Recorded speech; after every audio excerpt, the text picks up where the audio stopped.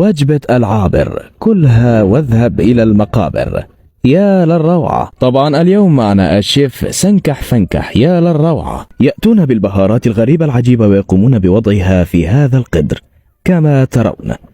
طبعا ويأتي بهذا، لا البهارات لا تعد ولا تحصى. يا للروعة.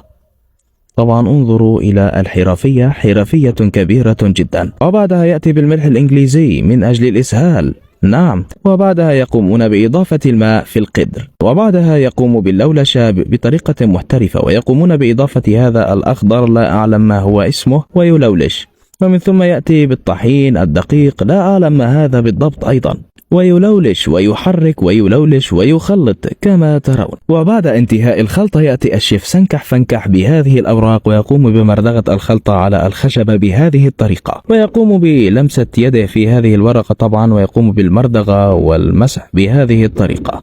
وبعدها يأتي بهذه الورقة الكبيرة ويقوم بمردغتها بهذه الطريقة، طبعا لمسة اليدين نعم من أجل النظافة والطعم الرائع والجيد والخنفشاري.